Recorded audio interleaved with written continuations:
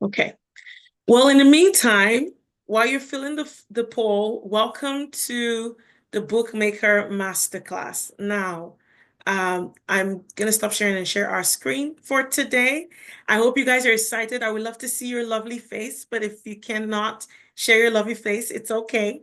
I hope you brought your pen, your papers ready to get started for this beautiful day. We have some guest speakers on today, very influential people that are in the industry doing marvelous work. We also have our partners for today that are partnering with us and sponsoring this event. It's a publishing firm called Fiercing Press. So I'm excited to start this with you all. Just get excited. Just let me know if you're done filling out, just say done on the chat, and then we can get started on our presentation for today. Okay.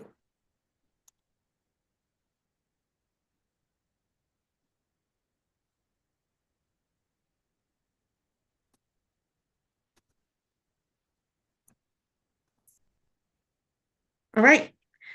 Let's get started. I hope you guys are done filling out the thing. If you're not, you can always access it and fill it up before the end of the event. But for now, we're just gonna get started because we're already in 7 minutes already, and we are on a time crunch. Now, welcome to the Bookmaker Masterclass. If you're wondering what is the Purpose University, it's by the Purpose University.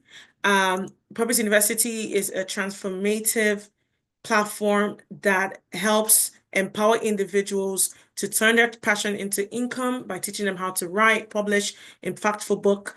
We help you in the process of writing your book. You learn how to create a passive income and something that is aligned with purpose. Now, I always say that the book is not the end, it is just the beginning. I created Purpose University from writing a book. I wrote my first book in 90 days. And because I learned this strategy and this system, it helped me create a business out of writing book. So books is not the end. It is just the beginning. It's an avenue for opportunities to start something that is aligned with your purpose. Now, like I said, this bookmaker class, you're going to learn a few strategies I used to write and publish a book within 90 days. I'm excited for you to learn the strategies that I used. We're going to talk about inspirational session by our beautiful coach, breakthrough coach, Rosa. We're going to talk about the 5 stages of creating a book content, book writing methods, the 10 steps of editing by Dr. Anne Bunu, self-publishing and design tips, and the publishing with confidence by our partner, Fiercing Press. And now we are going to introduce our wonderful first speaker of the day. But before we do that, I'm just going to say my name is Fejiro Anita Ebunu, and you are welcome again to the Bookmaker Masterclass. Now, if you're wondering, oh, who's Fejiro Anita Ebunu? Well, I help specialize and help individuals turn their ideas and their life experiences into powerful, impactful books. I help them with the passion for guiding people to share their stories. I equip aspiring authors with clarity, strategies, and confidence to write, complete, and publish their work. Through my coaching, my training, and my course, I empower writers to create books that not only inspire readers, but also build a legacy and open doors to new opportunities. Now we're going to welcome Rosa. Rosa is a breakthrough coach and the founder of Connecting You. With 25 years in corporate and nonprofit leadership, recruitment, and coaching, Rosa has helped individuals, executives transition into entrepreneurship and also helped Fortune 500 companies. As a founder of Connecting You, she has guided clients to launch their businesses in a very good amount of time, aligning them with their vision and values to create a lasting impact. So without further ado, let's welcome Rosa. I'm going to let her share a screen, or do you want me to share your screen for you, Rosa?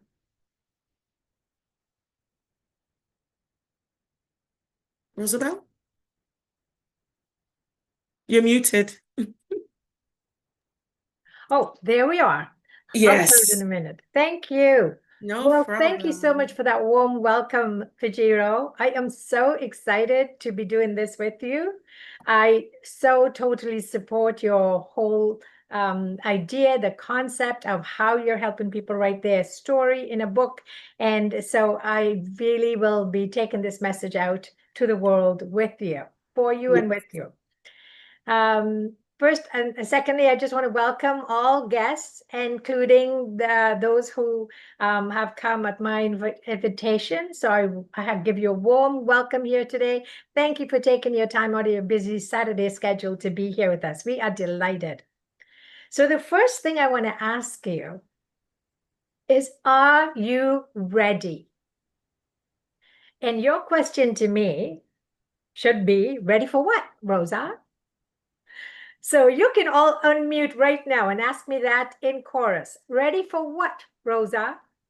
Let's see if we could do this. Unmute and ask me.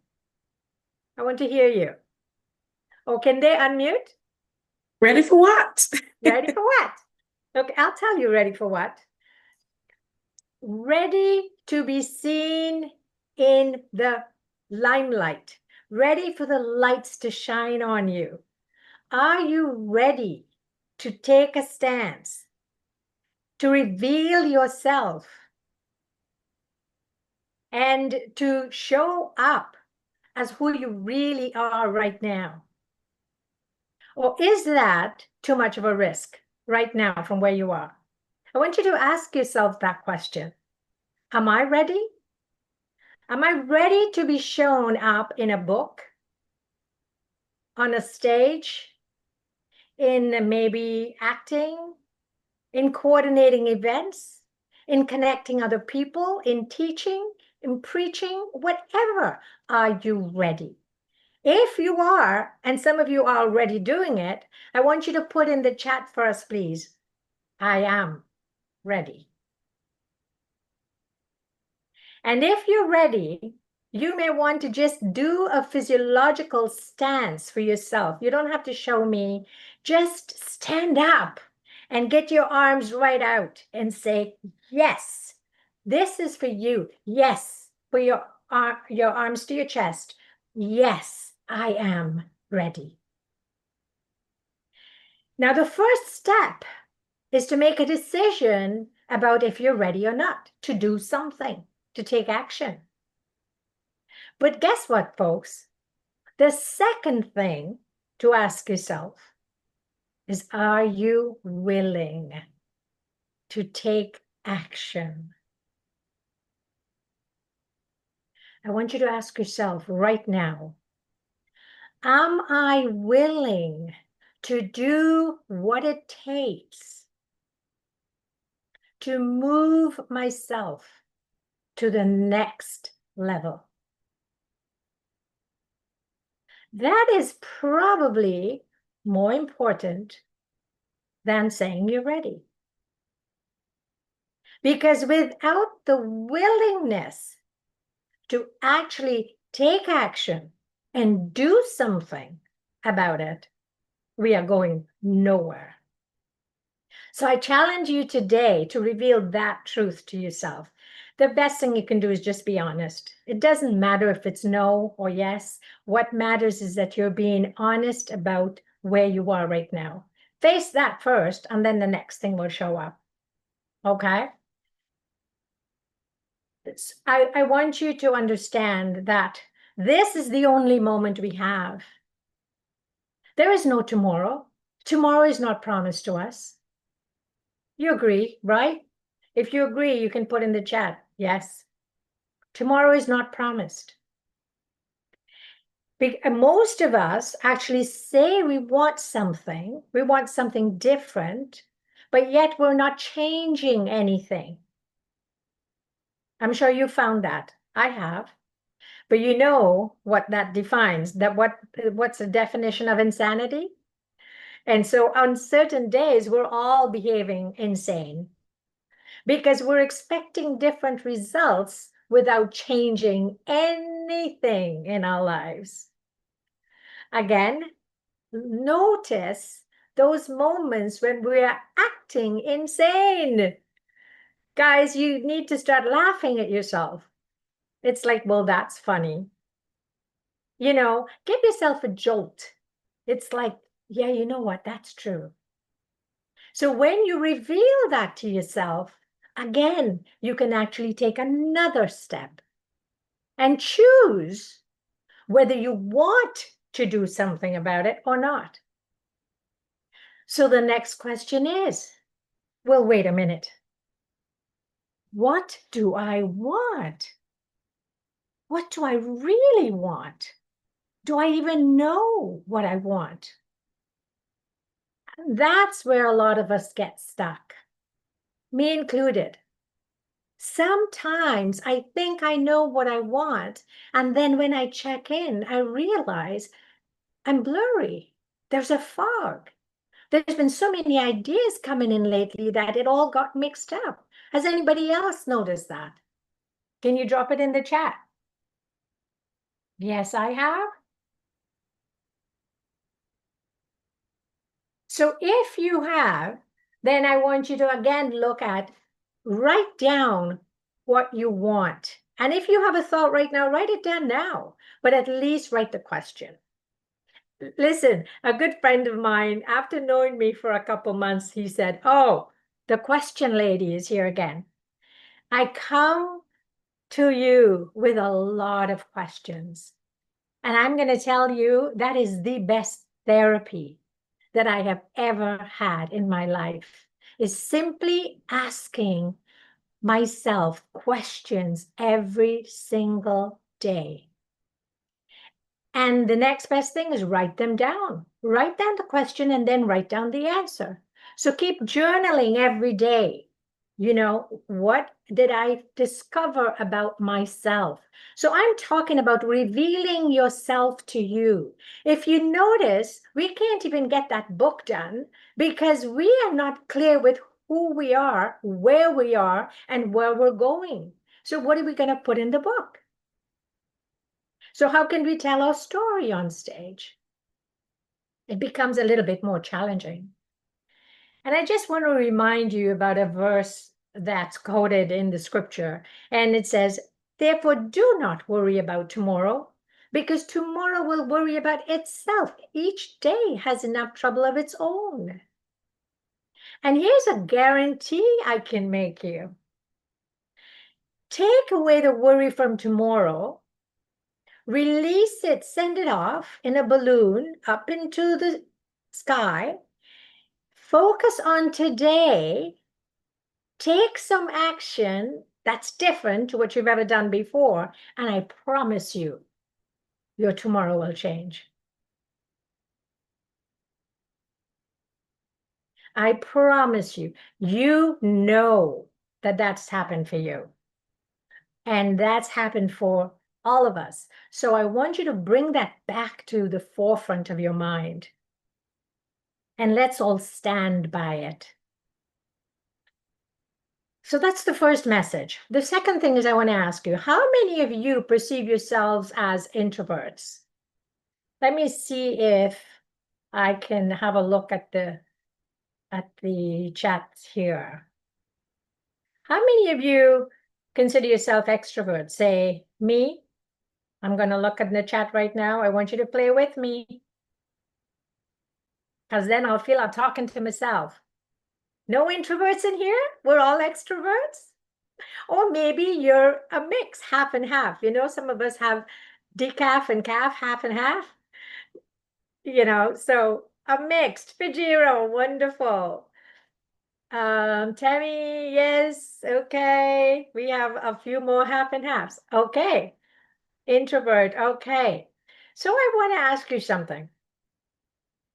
For, for those of you who think, because we're not 100% sure, for those of you who think you're an introvert, do you feel that it's uncomfortable to actually get up on stage and do a talk like I am right now?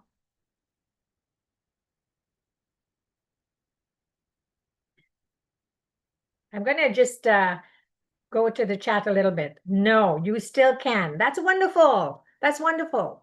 So here's the thing with introverts and extroverts. A lot of introverts actually believe that they're not good at speaking.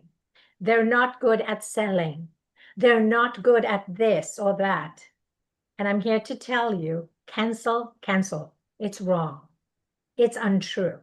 It's a lie. Introverts are just as good, if not better, at sales or speaking. And there's a lot of reasons for it. So one of the key reasons I'll tell you is your listening skills.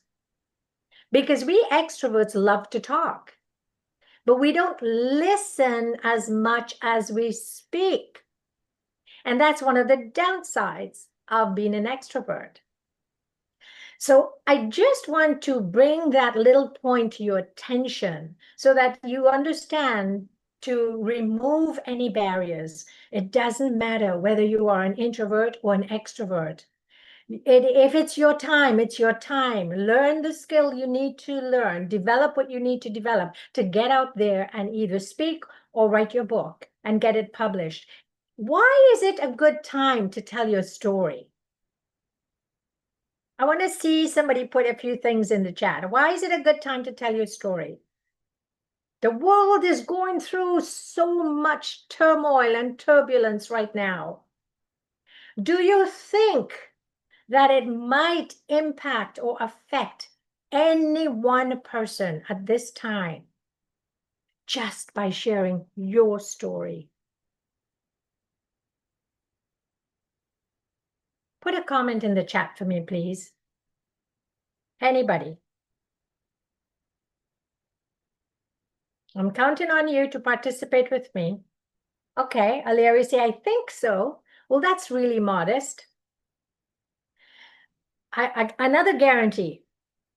I come with questions and I come with guarantees. Today, your life will change, will transform. I guarantee you, Claire, thank you. Yes, yes, yes, and yes. Even if you don't know who that person is, they could be in Australia, they could be in Africa, they could be anywhere in the world right now. You are from all over the world right now here. And your message can get there, sometimes not directly through you, but through a friend. Because you don't know your friend's friends. You don't know what's been happening anywhere. And I know from a child in high school, I know from an elementary school, the impact some of my words, some of my encouragement, some of the things that I did impacted other people and how others impacted me. And it didn't come directly from the person. So I want you, another exercise for you when you leave here, go back into your mind's eye and reflect on times and moments when you were impacted by other people, either directly or indirectly, from a message far, far away. It did not have to be the person sitting in front of you. Your message is waiting to be heard. Someone is waiting for your message, folks. Your story, your adversity, your challenges, your wins are needed to be shared out there because God did not make any mistake. He made you exactly as you are for a specific purpose. What's your purpose? If your purpose isn't clear, today's the day to find that out or to think about it. Go back to your word. Go back to your scripture. Go back to your teachings, whatever motivational books you have, and reflect on your life. What am I here for? So I want to ask you right now, what are you here for in this particular session? What are you here for? Can you put a note in the chat? What are you here for?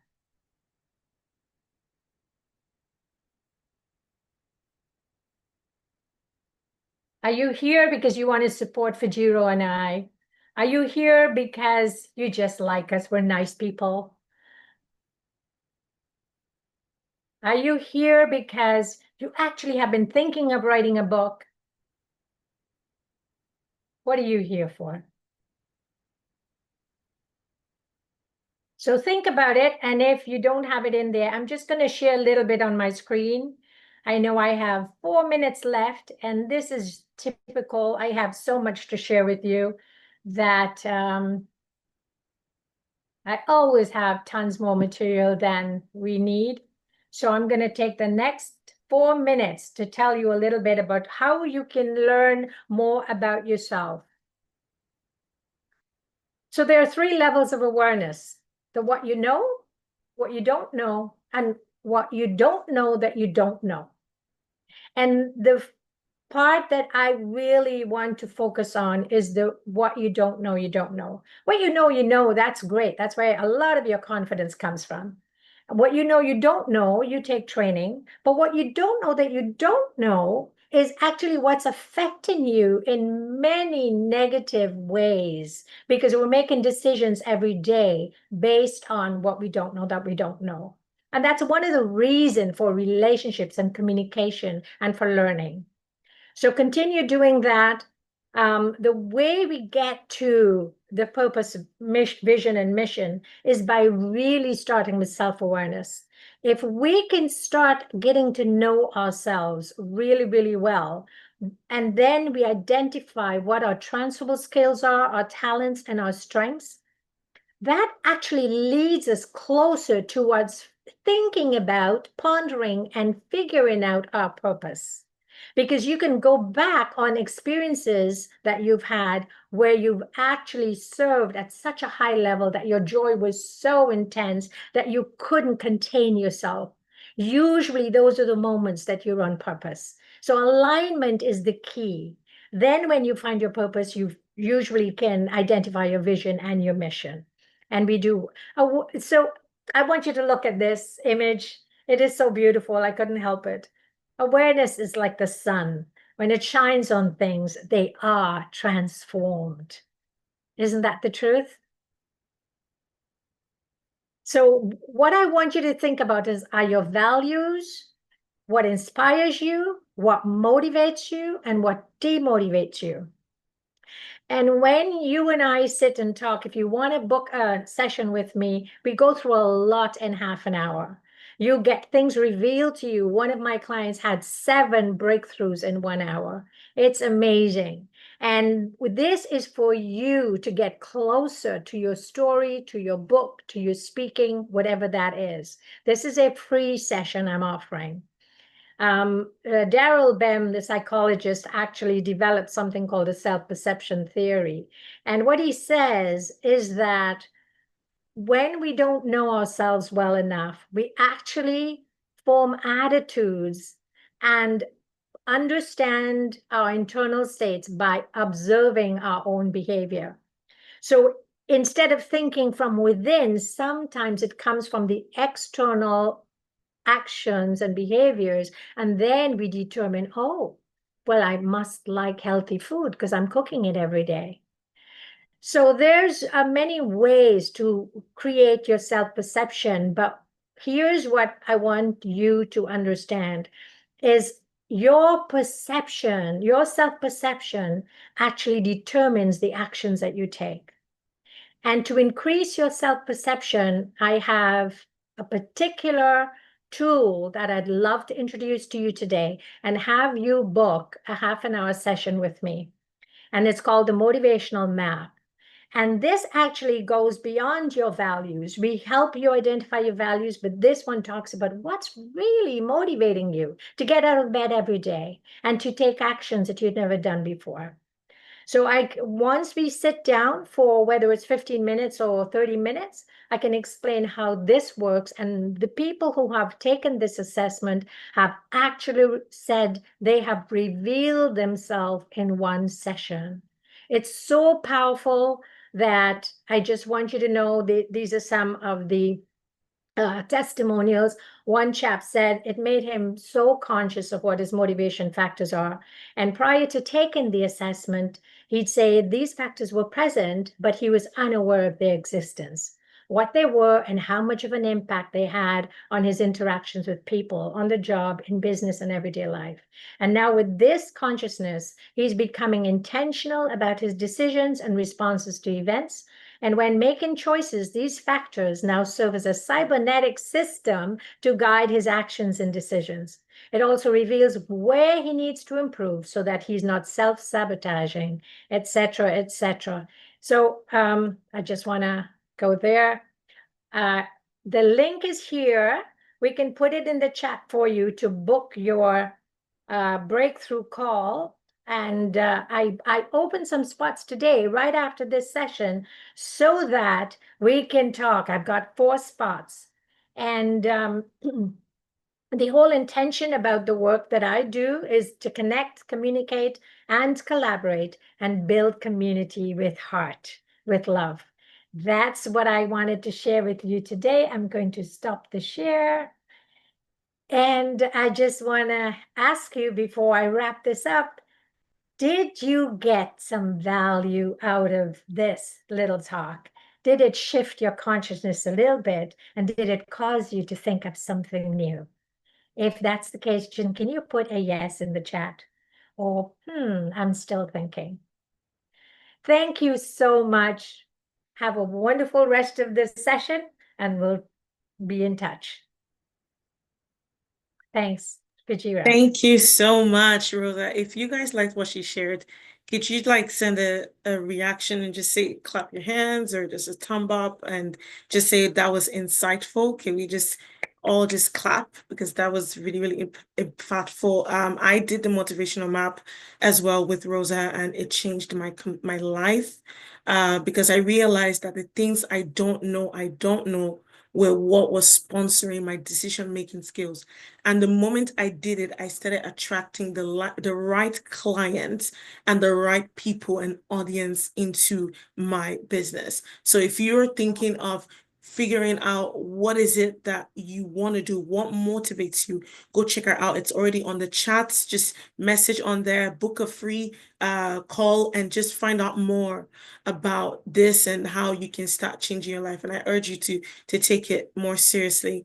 Now, we're going to start with our slide for today and what many of you came here for today. Thank you once again, Rosa, for that beautiful presentation. I just want to say in the chat, if you are still excited, still eager to learn, can I get a yes, I'm eager on the chat and I'm willing to learn. I want you to be paying attention because we're going to go now into the 5 stages of boot content and how you can progress from not knowing to knowing. Like she said, what you don't know, you don't know. And let's just go into it. I am so excited to share this. Now, before we get started, I want you to understand that writing a book is not as hard as we think it is. When I was writing my first book, I was thinking to myself, how am I going to write a book? I don't like writing. I'm an extrovert. I love to speak. How can I express myself better? And I came up with a strategy and a blueprint that helps you convert not just the thoughts, but also convert that thought and that idea into an actual blueprint that helps you in writing a book. And it's called the 5 stages. In our master class, in our course, it's called the extraction blueprint, but that's when you take the course. But in this masterclass, I'm going to call it the 5 stages of creating book content. Now, the 5 stages of creating book content, of stage 1 is the goal.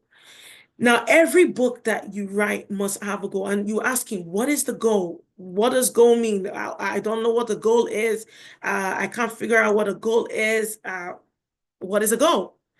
A goal is the reason for your book, the message that you want to express through your book. What is the purpose of my book?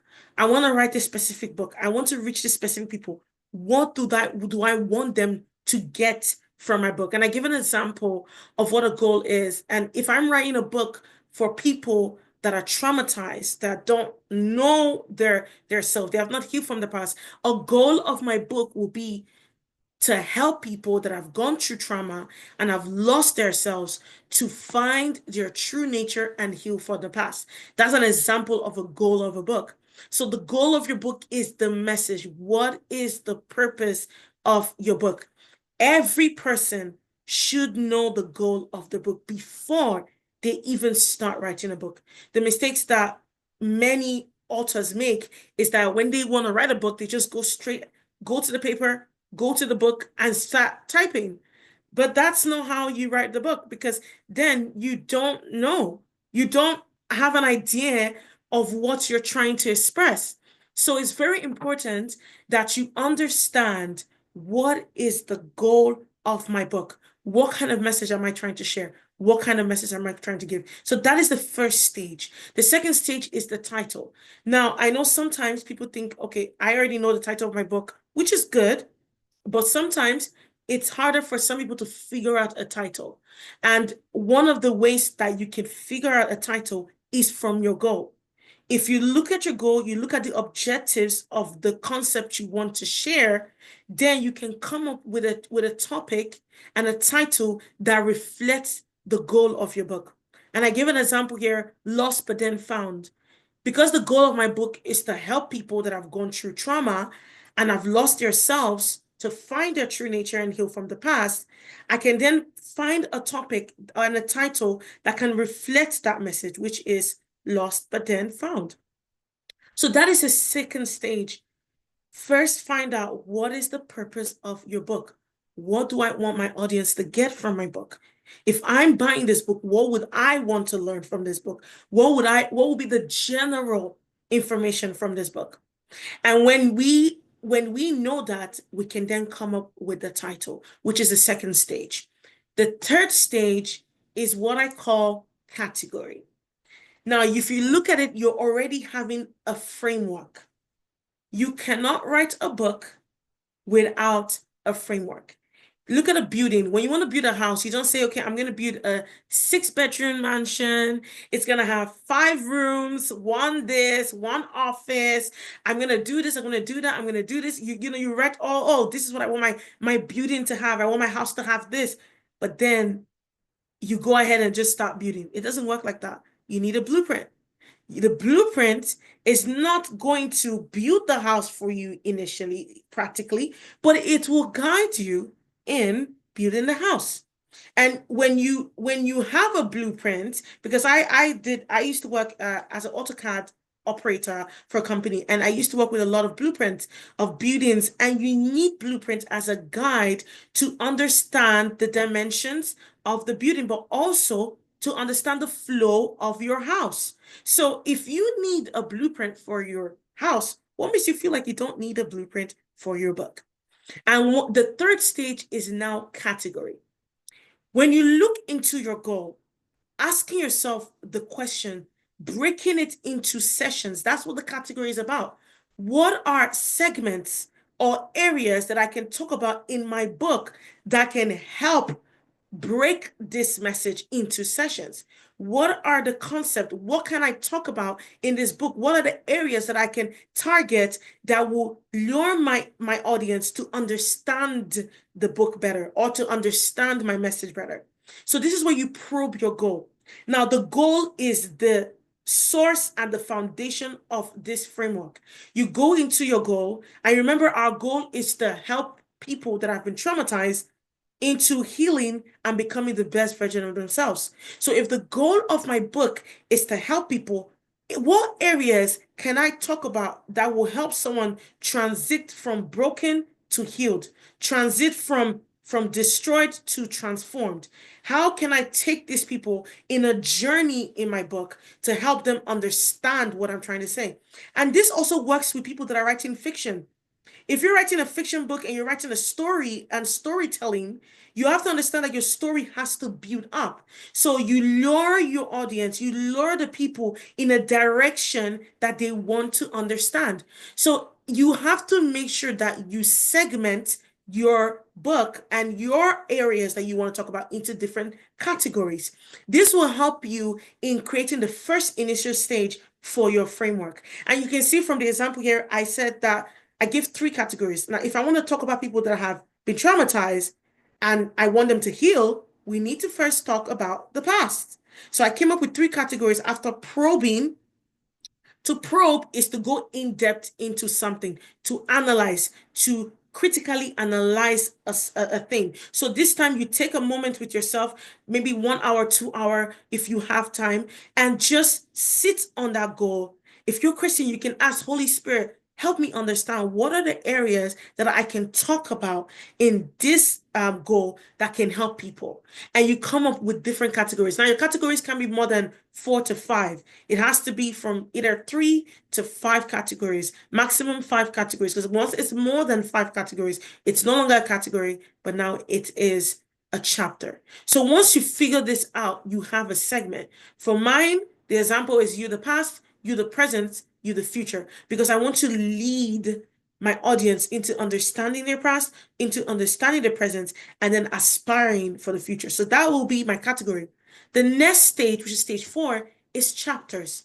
Now, most times when people write book, and this is the reason why authors have author block, because they don't have a system and a framework for the book. Now, because I understand my category, I can now probe into each category and come up with different topics that explains that category. So in this stage, you focus, you probe, you go in depth into various categories that you've created. So you dive into each category. You go into category 1, what are the things I want to talk about? Category 2, what are the things I want to talk about? Category 3, what are the things I want to talk about? Now, you have to examine the category. You have to come up with topics and chapters that you feel like explains or are related to that category. You have to ask yourself questions about the category. We do not understand the power of our mind. Our mind is one of the most beautiful and powerful things that has been gifted to us. It's so amazing that when you can focus with the power of focus on and time mixed together, you can create wonders. So go into the category, create time and focus, examine, go into details. If I want to talk about the past, what are areas in the past that I know can affect somebody that is broken? If I really, really want to help people transform themselves, I want them to understand my book. I want them to be able to help them from understanding the way from being traumatized to being transformed. I then go into category 1. When I went to the category 1, I came up with 3 chapters. Childhood. Now, if I want to talk about my past, I have to talk about childhood. Then the second category was trauma. What are the things that caused this person to be the way they are? And the third thing is memories. I know sometimes we want to focus on the bad, but there are also good memories from our past that has made us become who we are. So instead of just focusing on the negative, I'm trying to lure this reader to understand that, okay, now you talk about your childhood, you talk about the trauma. Now, what are the memories? How are memories important in your past? How does memories define and shape you? And when I was done in category 1, I went to category 2, you the present. Then I probed into you the present. I came up with 4 chapters: identity, who are you? Your belief system. Why do you think, what do you believe? Why do you believe what you believe? Mindset, what do you think you deserve? Why do you think the way you think right now? And then when I was done with that, I wanted them to transit from chapter 7, which is the second category, to the third category in a transformed state, which is why I talked about healing, because this will be the process that transmit them from being broken to finding restoration. And the third category was you, the future. And I talked about your dreams. What are your life goals? What is the ideal life you've always wanted, and your purpose? So you can see from here how probing and focus and time can help you create a blueprint for my book. Now, if I want to write this book, it's way easier for me to know what I'm talking about, because one of the issues that authors have is that they don't know what to talk about. Even though they know what they want to share, they don't know how they want to share it. So this stage will help you create a framework that will help you figure out, what am I sharing? And it will also help you in writing your book better. Because now you understand, okay, in my first chapter, I'm going to talk about childhood. And this is what I'm going to talk about. So after doing this, I know most people stop here, but there's one more stage that makes the book writing journey way more easier. And it is called the subchapter. The subchapter is where you probe and go in depth into various chapters that you've created. So now you create detailed probes and breakdown of each chapter. whereby you examine the chapter, you come up with subtopics that you feel like are related to each chapter. And I'm going to give an example. Now, remember, our first category was you, the past. And we came up with 3 chapters. Now, when you probe into chapter 1, what are the areas in chapter 1 that you can discuss that can help you understand chapter 1 better? What are the areas that you can discuss in chapter 1 that will help you express yourself much better? And I came up with 3 things. I came up with family dynamics, community, and education. And you can have as many sub chapters as you want. There is no cap to how many chapters you can have, because when you're writing this book, when you're done with writing this book, or when you want to start writing this book, when you have this concept, when you have this information, when you go under each subchapter, you know what to talk about. It's not, oh, what am I going to talk about? Okay, I know I want to talk about childhood. I know I want to talk about, oh, finding your healing. This gives you a guideline to help you understand your book better, but also relay your message much, much better. And when I went into this, I'm not going to go through each of them because it's a lot, but you can understand the concept of what I'm trying to say, has why when you probe into each segment, you come up with something underneath each segment. We started with just 3 categories, and then when we probed under each categories, we came up with chapters. When we came up with those chapters under each categories, when we probed the categories, we came up with the chapters. When we probed the chapters, we came up with sub chapters. This is how I wrote my book in 90 days, because now I knew what to talk about. And most authors, but the reason why many people are scared to start writing is because they feel like it's an unreachable thing to do.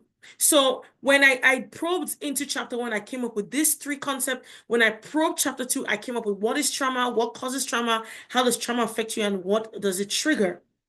When I probed the third chapter, I came up with experience, thoughts, and inspiration. So you can see how it works. And when you go to the next category, the same thing as well. I probed into each chapter and I came up with different subchapters. Who are you? And then when I'm writing my book, when you're done with all of this and you copy and paste it in your Google Docs, you now know what segment you're writing under. Because now everything here, who are you, will be a whole chapter on its own. So you know what to talk about, you know how to talk about it, you know how to express it, and so much more. So that is one of the ways that you understand how to share your story. So when you probe into that category, and from that category you come to chapters, when you probe the chapters, you come up with sub chapters, and these sub chapters will give you a framework on writing your book. And I did the same thing with the TED categories, which helped me understand what I wanted to express. Now, how many of you here have a concept, have a story, you want to share something, you want to share something, but you know that you don't know how to? Can I just see the chat, or just raise your hands? Like, how many of you know that you have a story, but you've just been confused on how you want to share the story? You can raise your hands, or you can put in the chat, me, or I have a story and I believe I have a story, but I just didn't know how I was going to relay that story. Okay, thank you. Yes, Rosabel, thank you. So you can see that many people have a story, but they just don't know how to share that story. Some people get overwhelmed with writing the story. Some people get carried away with, oh my God, how am I going to figure out writing this story? What am I going to do to figure out this story? I know I want to share this. I know I want to express my voice. I know I have a story to share. I want to bless people. I want to impact generations, but I just didn't know how. Now, with another show of hands, how many of you think that you have at least a bit of idea on what to do now, because I've shared you the concept and the stages to creating a framework for your book? You can raise your hands as well. How many of you understand a little bit about how to write a book? At least just, even if it's not writing the book, to create the first initial stage of writing the book. Okay, perfect. Now you can see how this works. When I was writing my book, I really struggled to figure out how am I going to share my message. As much as I knew what I wanted to talk about, I didn't know how to write it. I didn't know how I was going to share it. So starting with the first initial stage, and I'll go again so you understand. The first stage is your goal. What is the purpose of your book? What do I want my audience to get at the end of this book? What do I want them to get when they read my book? How do I want them to feel? That's the first stage. The second stage is your title. Find out what is the title that can lure people to my book. Because the truth is, when people start get your book, they don't open your book to read it. The first thing they look at is the title and the subtitle of your book, the design of the book. So when someone sees that title, like, wow, lost but then found. Oh my God, what is that? What is that about? And then they go to the back of your page, which is called a blurb, and they look at the blurb. They're like, wow, this book is insightful. This book has knowledge. I want to know more. I want to heal. I want to transform my life. I want to do this. So they want to get your book because you have a goal for your book. And the third stage is the category, right? In the category where you figure out and probe the goal, what are segments in my book that I want to express? What are segments in my book I want to share? What are the highlighted segments and sessions of my book that will help my people or the audience that are reading my book to go from being confused or being lost or being confused and lost and broken to finding out the gradual process to finding their healing and transformation. If you're writing a fiction book, and let's say you're writing a book that's not self-help or educative like this one, let's say you're writing a fiction book, a story, you also want to create a segment. Okay, what do I want my story to talk about? If I want to talk about a man and a woman that were broken, or a man and a woman that didn't know each other and then they created a life together, or let's say it's a romance novel, or any kind of fiction you want to write, this helps you. It works in all areas. Find out the categories that you know you want your book to have. And then when you get that categories, probe each category and come up with different topics that you think expresses and explains that category. And when you go into those different topics, you then have your chapter. But don't just stop there. The fifth stage is then probing each category and each chapter to come up with different topics that you can talk about on each category. And when you want to write the book, you can now write the book. Now, someone says, okay, well, I have this now. This is perfect, Anita. What next? I know how to write a book. Okay, I know the blueprints. I know how to write the blueprints. Perfect. How do I write the book? Now, one thing I learned when I was writing my own book was that I realized that there are two types of expressors. I knew I had a message. I knew I wanted to write the message. The problem with me not being able to write that message was that I just cannot be writing. How many of you here don't like to type or write? Just the show of hands, or in the chat, just say me or something. Just how many of you on here know that? Let me look at the chat just to see. Okay, someone has a question. How long did it take you to write your book, Anita? To write or to publish? To write my book, it took me 1 week. To publish my book, it took me 90 days. So writing doesn't take that much time. It actually doesn't take as much as we think it takes. But because I had this blueprint, yeah, because I had this blueprint, maximum 2 weeks. So if you even want to write the book, maximum 2 weeks, you can write. There are people that write their book in like a less time. But I wrote my book in two because I was trying to relay a message that was very, very intentional. And then, yeah, people say, okay, well, there's AI. people like to use AI, and AI comes in later on, not now, but later on, AI does come in into writing your book. But I always believe that first write and then focus on editing later on. So it took me 1 week to write mine. So yeah, writing. And I will explain to you why it took me 1 week to write. Because when I figured out the blueprints for my book, the problem was I don't know how to share my message. I was stuck. How can I share my message? What can I do to share my message? And that's when I came up with, I realized that the way I express myself is verbally. I express myself better when I speak compared to expressing myself when I write. And this is important because I want you to understand there are two types of expressors. There's a verbal expressor and there's a written expressor. Now I want you, what is a verbal expressor? A verbal expressor speaks with clarity and precision. They express themselves when they speak. They clearly articulate emotions when speaking. They think quickly and respond with confidence when they speak. They analyze language critically and effectively in real time when they actually speak. And they translate thoughts into words seamlessly, speaking with natural flow and purpose. That is a verbal expressor. A written expressor is someone that does almost the same thing, but in written form. So they know how to analyze this when they write down in a notebook or in a text. They understand that they express themselves better when they write. They express themselves better when they are writing on the paper, when they are typing, they can flow. I'm not that person. I know how to express myself better when I speak. So I realized that I knew how to express myself better when I spoke. So I recorded myself and I transcribed my recording. And we talk more about this in the course if you want to access the course. But I realized that I could not accept the person that I'm not.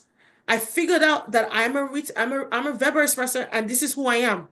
I cannot sit down on a desktop and be typing. It's not me.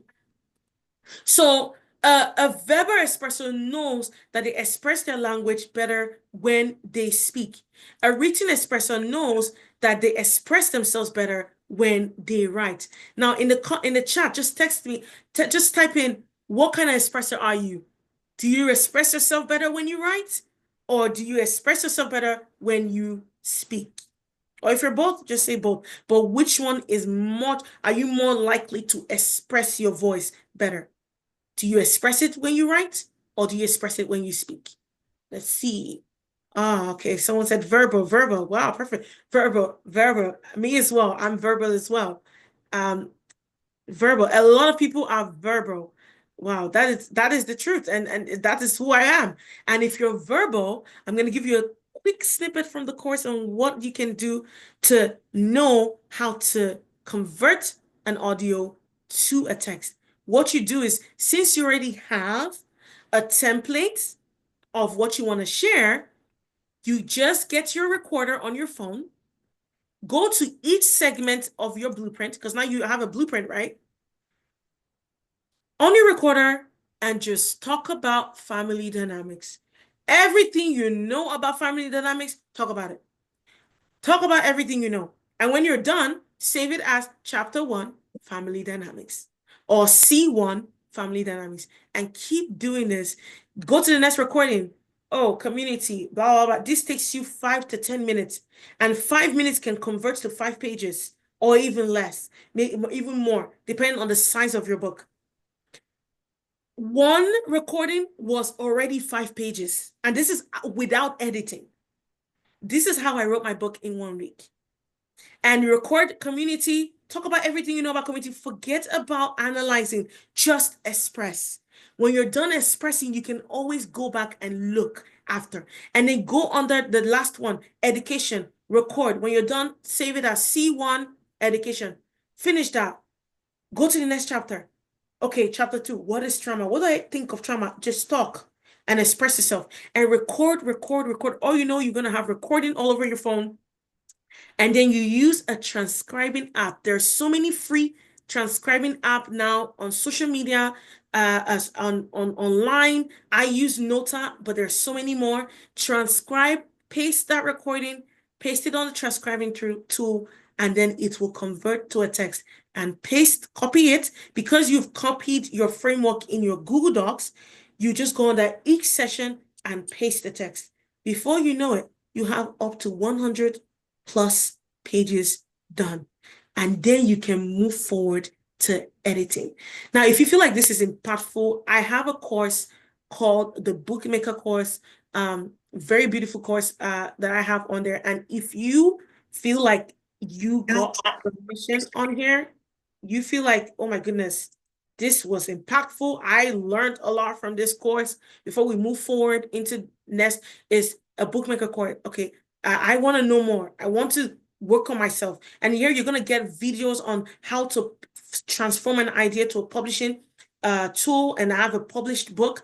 You're going to have a planner. You're going to have a workbook. You're going to have the extraction blueprints to structure your story. You're going to have an author toolkit, templates, tools, design tips. You're going to have a community, a private community of authors that are already on there, aspiring authors, published authors, and you also get a checklist, a launch checklist, mindset support, and so much more.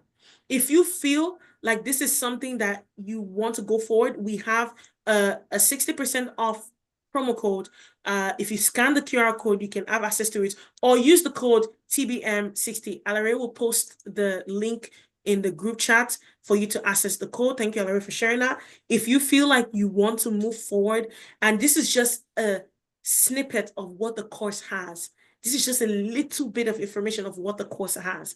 And you can get information on what to do. So that is it. We're going to go for a quick 10 minutes break, real quick, and then we'll call in our next guest speaker to come in and speak for us. But if you feel like this is something you want to move forward and you feel like this was impactful to you, then go on there, register for it. If you feel like you want to know more about it, send us a message. My team will send you on the chat our contact email to find out more. Let's say you want to talk to me, you want to have information about what you want to know more about it, or you want to go in depth, you want to find out more about this, go, and we are going to post our social media contact information and so much more that you can use to contact us you can go to our website.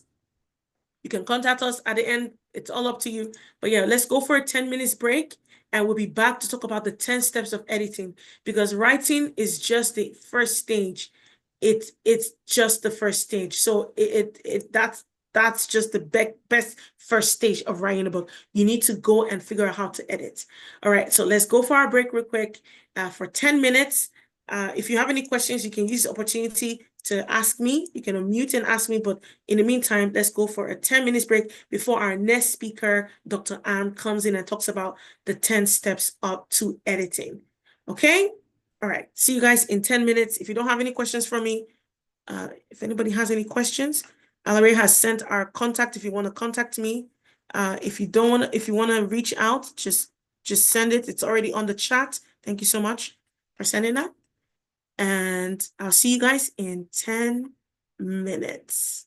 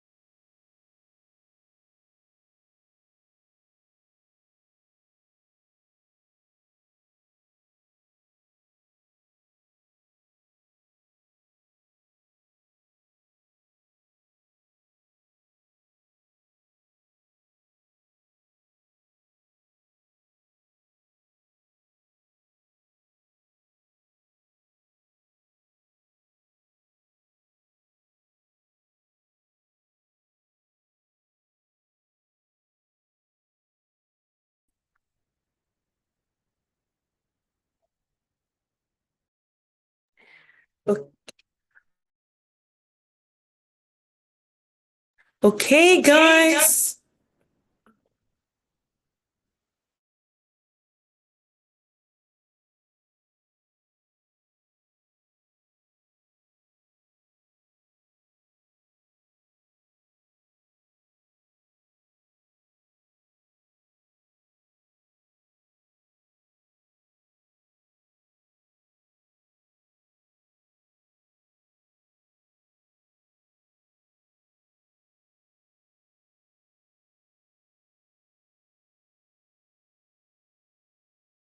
Hello, guys.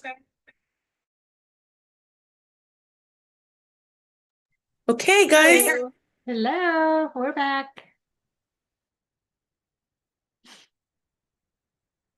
We are gonna introduce our next person that's gonna be speaking for us. I hope everybody's back.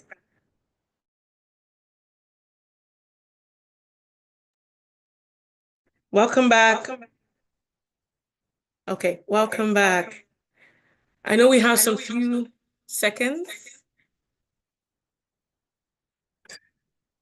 Okay. All right, so our next speaker is Dr. Annie Bunu. She's an entrepreneur and author and leadership strategist. She's a visionary entrepreneur, real estate leader, author of Managerial Master, and she empowers leaders to excel through focus, discipline, and self-investment. So she's known for her innovation, her purpose-driven leadership, and she inspires others to build lasting legacy and create impactful place and everything for people. So let's welcome Dr. Annie Bunu. Hello, guys. Good morning, good afternoon, and evening to as many people from different locations. I just want to say thank you guys for being there. And my name is Dr. Annie Bunu, and thank Anita for giving me this opportunity to say one or two things about editing. I really appreciate it. And okay, can you guys see me? Hello, everybody. Okay, I'm just Yes, gonna. we can now. Okay. Uh, I just want to use this opportunity to say a big thank you to Anita for giving me the opportunity to say one or two words about editing. I know it's a lot when it comes to writing a book and reviewing it. Editing is one of the key factor when it comes to writing a book. You can as well put your ideas together, put them in a paper form or whichever in the computer form, and with a proper editing, at the end of the day, the entire work will be useless. So editing is one of the key factors when it comes to writing a book and publishing a book. So we're going to dive in quickly because I have limited time, and going to see how I'm going to go through the 10 things steps we need to go through when we're editing. And number one has to do with a relaxed mind. You know, most times we are all shut up with a lot of activities, with events, with our personal stuff, our work-related jobs, and other things. And sometimes when we write the book, we're so tense up, and we don't really have time to really relax and write the book. I read go through what we've written so far.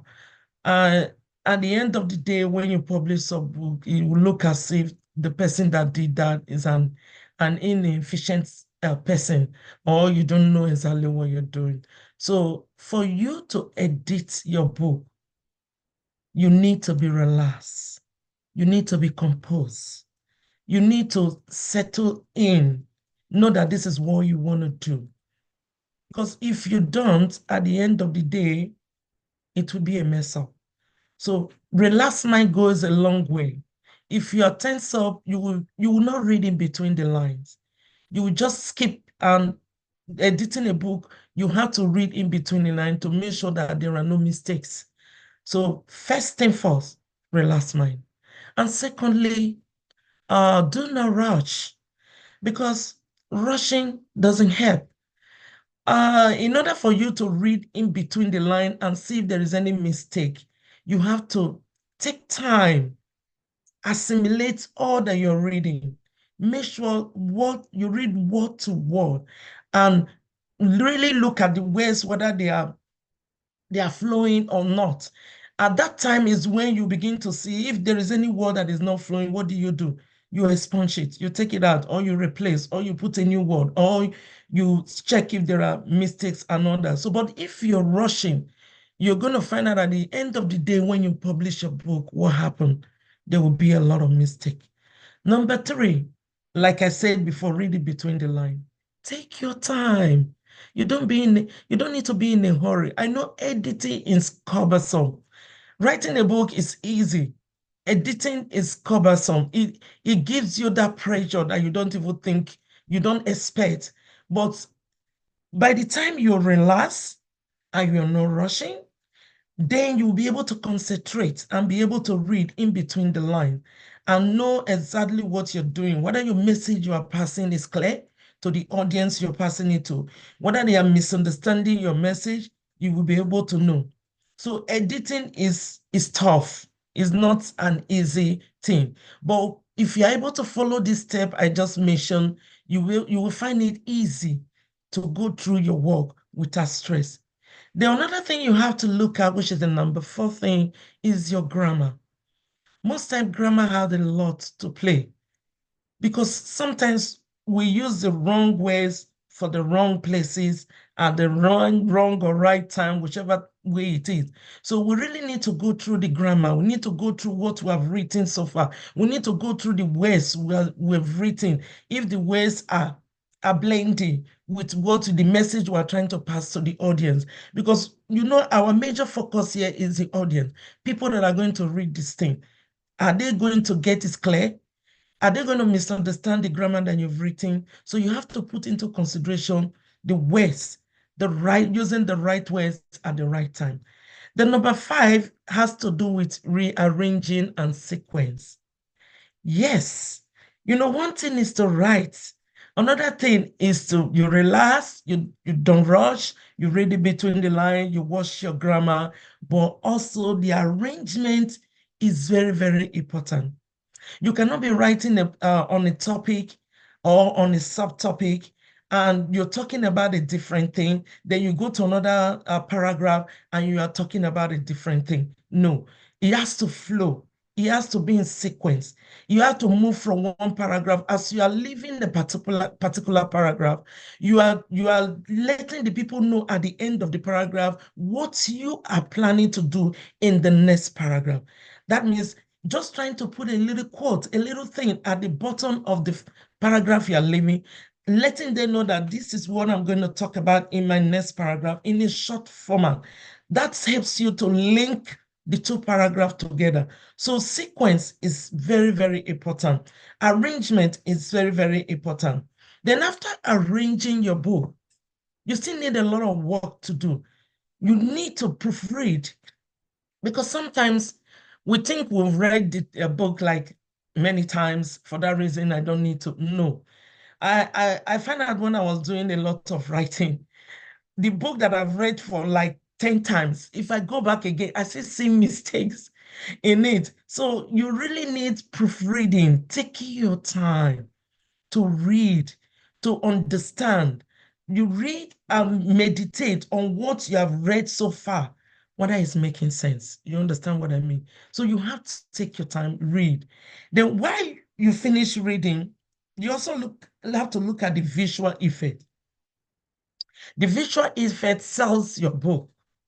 When we talk about the visual effect, we're talking about the formats that you're using. You cannot use one format, or maybe you're using Times Roman, you now go and use another one again, and you keep moving. The entire book will look awkward.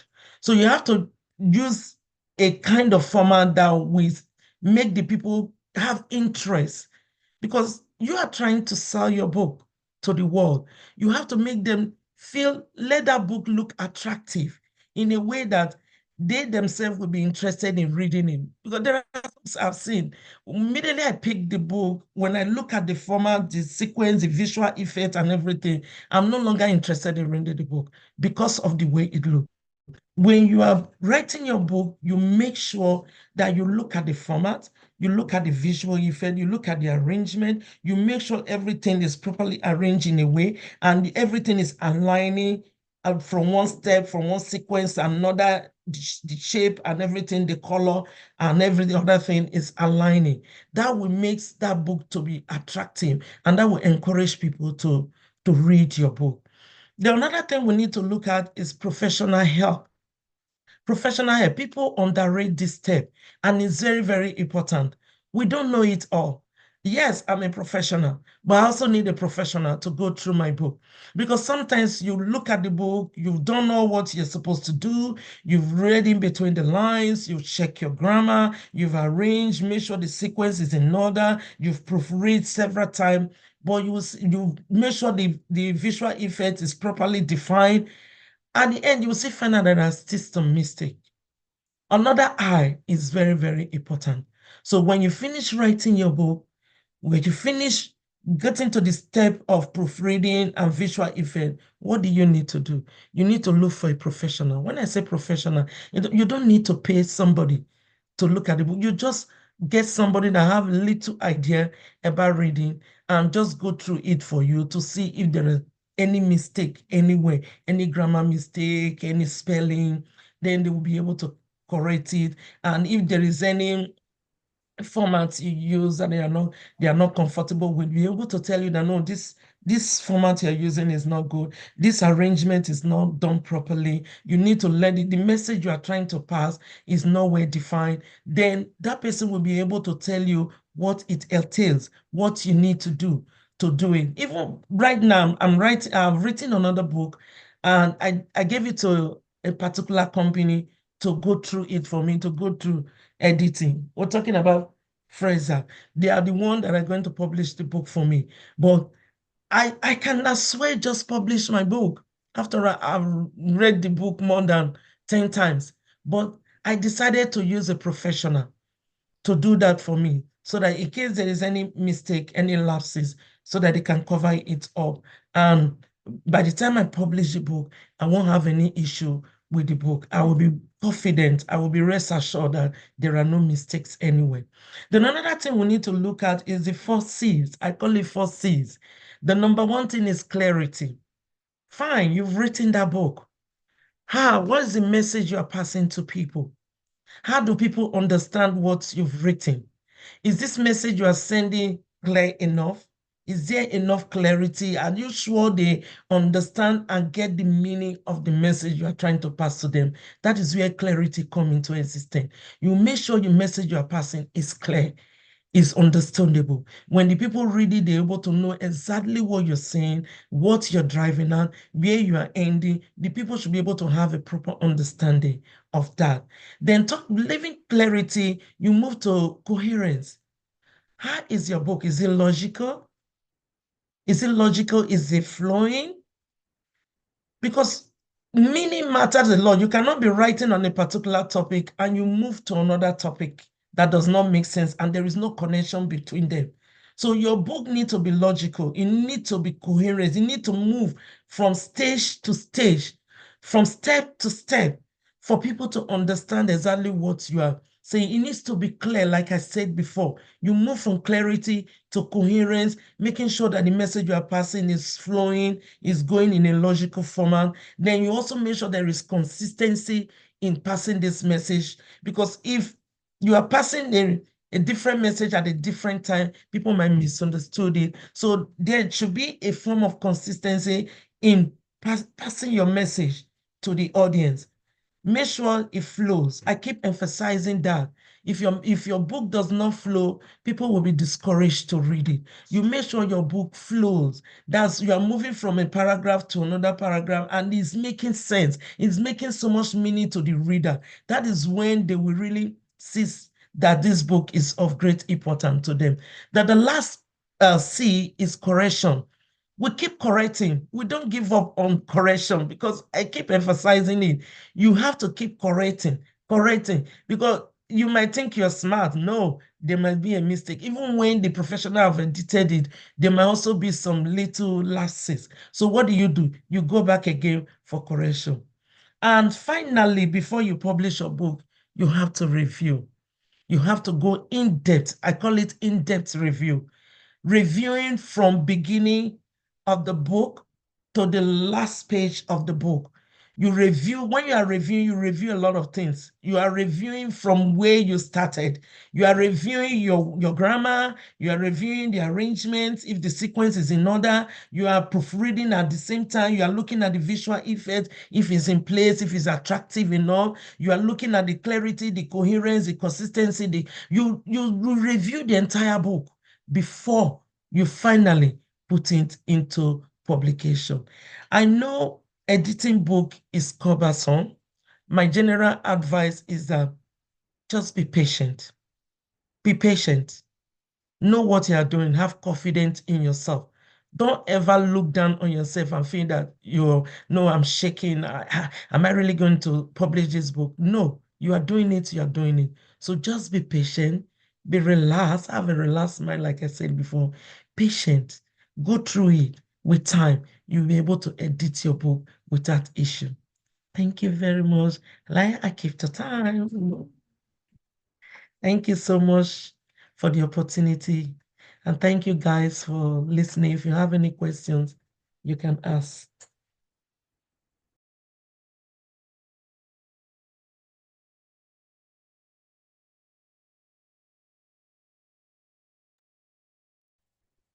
I just want to make a comment, Dr. Anne.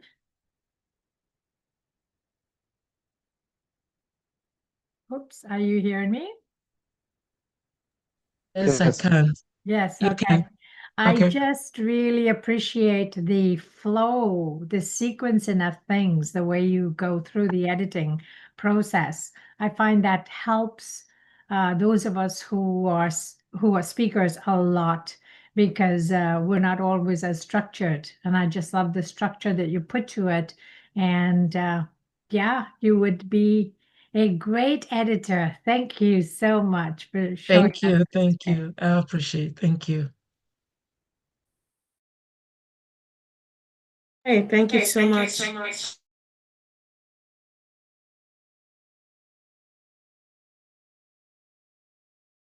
Thank you so much, Dr. Ann.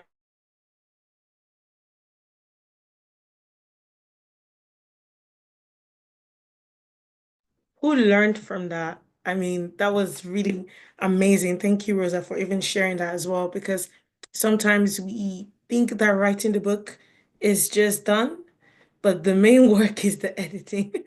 Editing takes time. You can write the book in 1 week, 2 week, very quick, but editing takes time. And that's where the real work is. And that's why it's very important that we understand the concept in editing. And I hope that these steps were helpful for you. Um, Thank you. And I'm just going to talk real quick before we introduce our next, in fact, our partner for today. When Dr. Han was speaking, she said she used Fierce Impress because currently she's undergoing her book, a second book with Fierce Impress. So it's very important that we understand that sometimes we don't understand it all and we do not know it all.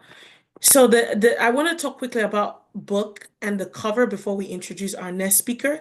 As much as you're writing a book, make sure like the font size, the headers, the text are good. Make sure that the header allocations are in uniform. If you're writing your book cover and you don't know how to do a book cover, we have a beautiful free template called Canva that is very accessible to many. You can go to Canva and type in book cover template, and you can find something that speaks to you and edit it and just make it more personalized. So Canva can help you with that, but make sure that your book cover looks attractive. It attracts people because that's the first thing people see. I know that people always say, don't judge a book by its cover, but when it comes to editing and publishing, you want to judge a book by its cover most of the times because the cover is the first thing the person sees. So just tips on editing and just designing. You need to know how to design because design will help your book much better. And if you don't know, go to Fiverr or hire a freelance designer to help you in that process. And I just want to quickly talk about publishing before we just speak and just leave the room for our partner. If you want to publish your book, I think you should know if you want to self-publish or you want to use somebody's help.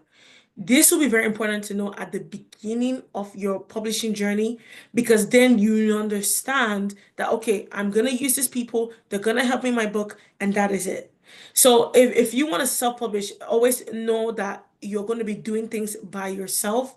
And one of the platforms that I use is Amazon. It's called KDP, Kindle, Kindle Publishing. Kindle Direct Publishing, that's what it's called. And most times people upload, but the only thing is that you're going to do more work when you publish yourself. You're going to be your marketer, you're going to be your publisher, you're going to be everything when it comes to self-publishing. But one of the good things is that you get higher royalties and lesser cost. But and one more tip to give you before we introduce Christoph is a marketing tip. When you publish your book, make sure that when you're marketing, you want to ensure that it is like you boost awareness. So you want to use keywords when you're publishing the book. Put keywords in there that are already good sellers. One tip I would give you is that when you go and search bestsellers of books that are similar to yours, find out the keywords that they wrote in their own book and then take some of that keyword and paste it in your own keyword. This will not just only attract the right clients to you or the right audience to you, it will also use Amazon would lure people to your platform because once they type it down on Amazon search or Google search, that keyword will pop up with your book on it. So I advise you to do that. Another tip is use social media. Social media is your friend. Use your group, word of mouth, whatever it is that you can, you need to talk about your book. Go on podcasts. I recently attended a podcast where I was invited to talk about my book, and a woman like Rebecca, that's the title of my book. And in that podcast, I was able to express some few tips from the book that helped me as a woman and so many other things. So always be the advocate of your book. Nobody else can advocate for your book better than yourself. Okay, so I hope this was helpful for you. And then we have the last thing for today, which is publishing with confidence. Like Dr. Ann said, she's currently working with Fierce Press. Fierce Press is the world's only 100% employee-owned services, and you get a very big amount of royalties from using Fierce Press. And that's one good thing and why I even love them and why I partnered with them because my mom is using them right now and Dr. Ann is using them right now and many other people that I know I've recommended to First Impress because it helps you in the process. You don't feel alone. You don't feel like, oh my God, this is too much. And one thing also I love about this publishing firm is that they are also considerate of your cost. They find way to accommodate you either through installments and so much more. So if you're thinking, okay, I need professional help with editing, design, distribution, especially distribution, so that your book can sell, then Fiesta Press is it for you. So I'm gonna leave the place for Christoph to step in, and I'm just going to introduce him real quick and who he is and how he's introducing Fierce Press for today, representing Fierce Press for today. Christoph has been helping bringing over 2,000 books to the market as a publishing consultant in Canada's largest publishing services provider called Fierce Press. He draws on his passion for literature and studying, and he guides authors worldwide to publish books that they are proud of. And with no further ado, let's welcome Christoph from Fierce Press. Hello, Christoph. Thanks so much for hosting and for having me. It's a pleasure to be here on this beautiful Saturday morning for me. We've got Hawaiian shirt weather here in Victoria, and yeah, what can I say? I'm a big enthusiast of the book industry and books, avid reader myself, but also I have two young kids, so I read a lot of children's books, and that tends to be like one of my favorite genres to work on here at Friesen Press. So that aside, yeah, I've been with Friesen Press for, gosh, about 12 years now. So I'm basically part of the furniture at this point. And yeah, I'm here to chat today about publishing services and the different options that you might find within that spectrum, because it is quite vast. Um, Notably, you've got places like, of course, Amazon, KDP, which has been mentioned earlier. But there's a whole host of different types of options depending on what might be a good fit for you. So I'll kind of run through the gamut of what that might look like. Of course, give some information on Friesen Press as well, and that equips you with a bit more of the sort of foundations of how you might navigate those next steps and find what's the right fit for you. So without further ado, what I will do is just go to share my screen here. And I have provided the slide deck as well, so that if later on those that could not attend, if they want to take a look at it in your group, then that's freely available for you as well. So just gonna click the old share button. There we are. Okay.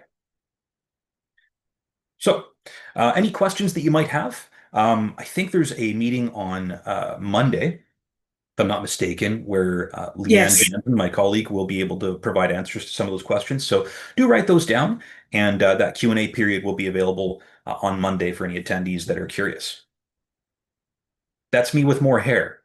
That was pre-kids. That was a while ago. So yeah, what is self-publishing? Uh, there's kind of a divide in the industry between the traditional publishing landscape, that being where you have an agent and you're shopping your book around to effectively venture capital companies that are looking to buy your product and then sell it for, their own margin.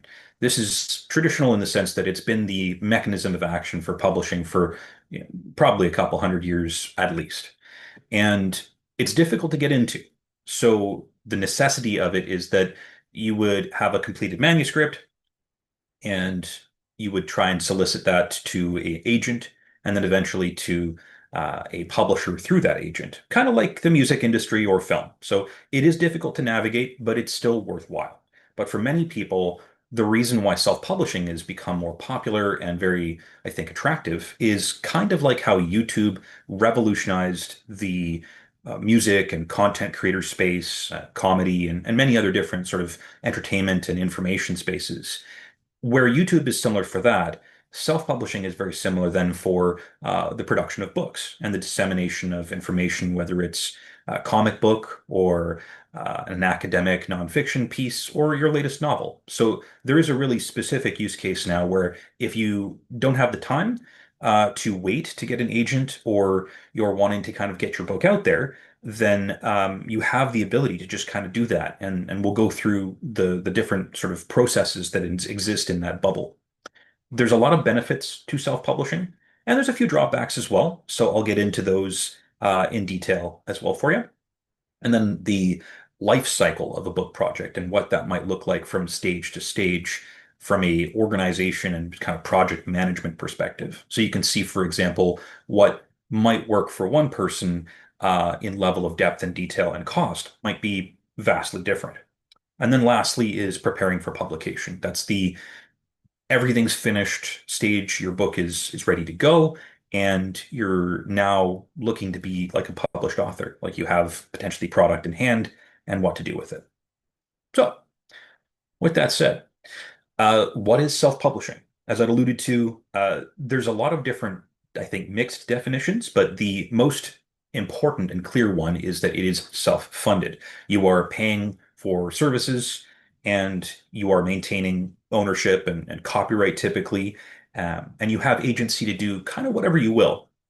So very much like if you were to hire a person to install your bathroom, you could also watch a YouTube video and do it yourself. The same is true for self-publishing. And there's a lot of latitude with what you could hire for. If you wanted to, for example, go to a website, you could hire somebody to do a edit, like a professional editing, like content, for example, or you could have somebody do your cover design, or you could come to folks like ourselves and you could have everything done under one roof, which is often very efficient and convenient. But of course, the price for that is higher than what you might pay if you were just sort of uploading the book to Amazon and doing it yourself.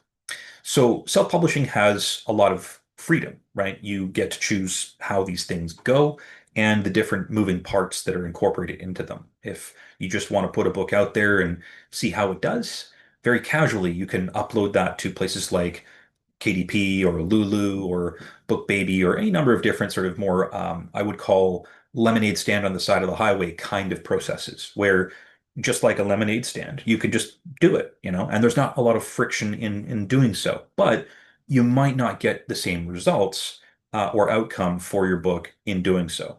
So you want to manage your expectations around your input and what you get as your output. The benefit, of course, to self-publishing as well is not only that you are maintaining your sovereignty around the content. No one is telling you what or what not to put in your book. You also maintain the copyright and the royalties are entirely yours. There is some mixture on that last point, though, because there are a lot of self-publishing companies out there that do take revenue and royalties from your book. And I'll get into that a little bit more in the next little bit here, because that sort of fades into potentially hybrid publishing and why that might be something to watch out for as a potential red flag for the kind of problems that it might create for you later. So the benefits of self-publishing is you don't have a ton of barrier for entry, where in traditional publishing, you really have to kind of like a musician or an actor, you have to show that you've got talent, you've got to show that you're capable, they then approve to work with you and so forth. And that's very difficult to do in the current landscape because there's hundreds of thousands of authors, like musicians, that would love to publish, but maybe don't get the opportunity to. So you have to start from somewhere. And that's where self-publishing can come in for you. It's much like YouTube. You can just create your content, get it out there, and then potentially you have your start. And that's where a lot of people, I think, are gravitating towards in the earlier part of their writing career. Once you're out there, it's much more likely that you get, a traditional publishing contract and are engaged by agents or publishers directly. The benefits of self-publishing, though, around that is that, you can just run at it and do as you will. And importantly, you maintain creative control over the product you're producing. You also get a lot higher royalties, generally speaking, for self-publishing because the revenue model is specific to the author, right? Like you are making the cash where in most cases the traditional publisher would be largely hoarding that, you'd get, let's say, 1 to 3%. So in this case, you can make 50%, you can make 30%, you can even make, 10 to 15%. It's very widely ranging depending on how you set your book up, but it is very profitable. The time to get a book produced in self-publishing is vastly faster. The average timeline for a lot of traditional publishers that, I've encountered, worked with, and collaborated with is between like 1 to 2 years if you get a contract. And that can be bumped or moved ahead depending on their time frame and how they prioritize their schedule. But it's a slow-moving process. Compare that to self-publishing, you can get a book up and loaded to Amazon next week, or you can go through a process like our own, which takes, like 6 months, give or take. And that would incorporate things like design and editing and professional back and forth in the development of your book to make sure that it's at its best. So you have a much faster process, but still the relative sort of time scale will depend on what kind of stuff you want done for the book, like editing or marketing. The other thing that's really kind of interesting about self-publishing is that in traditional publishing, it's almost always going to be with offset printing, which we do a lot of at Friesens in our factory. So we manufacture hundreds of thousands, millions of books at a time for various different publishers that are asking for a print run. And we do this in a wide variety of different scales for the industry at large. And that's the same for every printer out there for the most part. What traditional publishers need to do, though, is they're ordering in bulk and they're going to be getting kind of like a Costco style discount on the bulk order. You might not need 2 gallons of mayonnaise, but it's really cheap when you're buying it in bulk at Costco. And the same is true for books. When you're manufacturing something at scale, it's really going to be much more approachable when you're doing like a cookbook and your price per unit is going down 80% when you're producing a very high quality cookbook. Normally it would be very expensive, but when you do it in a large enough bulk, right, it's going to be very much cheaper. Now, with print on demand, this has fundamentally changed the way the industry works because no longer do you have to spend a huge amount of money on a print run, which can be quite expensive. You actually don't need to buy a print run at all. And so once the book's published, whether it's a children's book or a book of poetry or what have you, the bookstores in our network, or indeed in any network, like with KDP, they could purchase the book and we would then print and ship it to them. And then you would be paid every 90 days for the sum total of books sold. No print runs, no warehousing, no additional costs. And so that is a very effective reason why I think self-publishing has become so popular, is that you don't have to have a garage full of books anymore, and you don't have to pay for that garage full of books. So that's one of the big differences now in that being, I think, a model that's approachable for most people. The other point there is that I kind of alluded to it earlier, is that you have ownership and agency over your content and copyright. If somebody wants to make a film of your book, you can say yes, and you don't have to answer to anybody. If you want to do a different language version in French or Spanish, you can say yes, and you're not beholden to anybody else. Whereas in traditional publishing, the opposite is the case. Usually there are terms set out where, the publisher owns derivative rights or some kind of contractual obligation where you're going to need to pay people out in an ongoing basis. So DIY self-publishing is what kind of makes up the constellation of very inexpensive and accessible services like KDP, Lulu, BookBaby. And those are very turnkey in that there's not really any checking or quality standards. They generally won't have things like editing or book promotion and marketing. So what you do get is a turnkey, just upload it and away you go, kind of next week sort of approach. Um, you can hire freelancers to fulfill certain areas like cover design, and it's very much a do as you please sort of process, right? Where there's not really any standardized methodology. So this is why I liken this to lemonade stand on the side of the highway, is because you can really gussy it up and make it very fancy. You can have cool neon signs and all that stuff, or none of the above. But DIY statistically doesn't enjoy a high degree of success. So the cost benefit is it's really easy to do. However, it's not the best option for most people who are trying to get their book into bookstores, because bookstores don't generally want those products, especially from Amazon, which is a direct competitor. So there's some, I guess, anti-synergy if you're looking at long-term what your book might be trying to do. So setting yourself up for success, DIY is not what I'd recommend for professional authors, but it is a good option if you're just wanting to put a book out there for friends and family. Benefits are like you have full control over these things, and you make the decision on timing, and it is going to be a lot faster and cheaper. So it's got a good fit for certain people and projects where that's going to be your bottom line. It can be time consuming if you're trying to learn all this stuff yourself, because the publishing industry, like film and television, is complex. And it takes a long time to learn that, and it can be brutal sometimes. I've had many conversations over the years where people get stuck and they don't know what to do.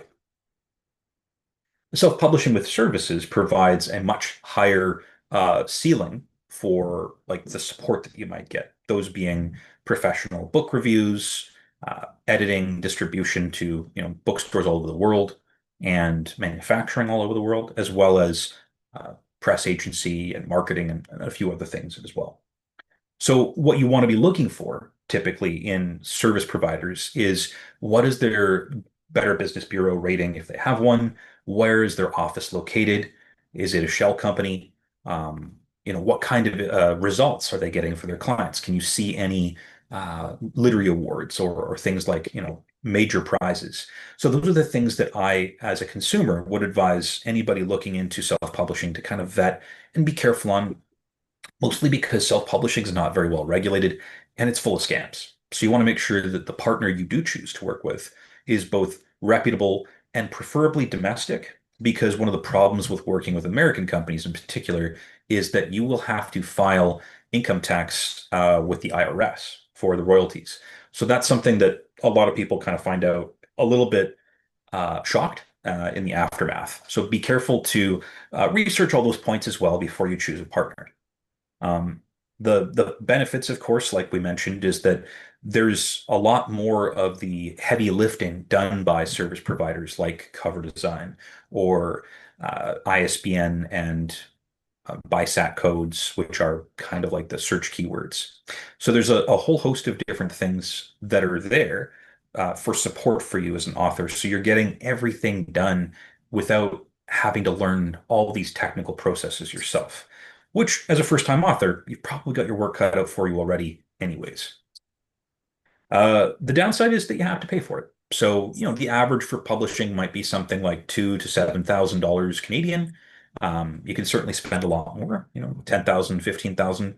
But broadly, the kind of average in the industry is like, let's say, 5 to 10,000, with 7,000 kind of being perhaps the sweet spot for a lot of projects.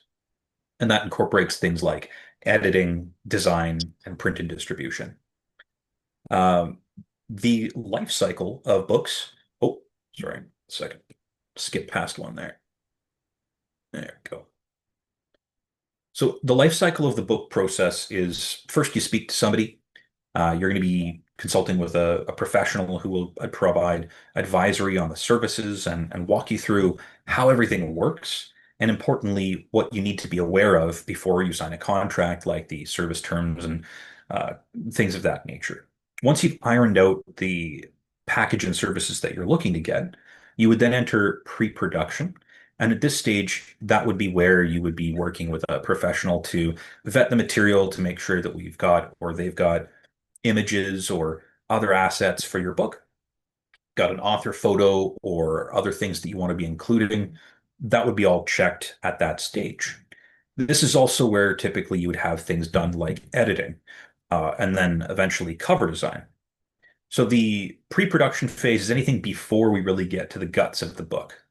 Production is when you have finalized the manuscript, there's editing completed, and you're going in then to basically proof the print-ready version of your book. You'll be able to provide commentary and feedback on if you like the text or the placement of the images or any of these processes.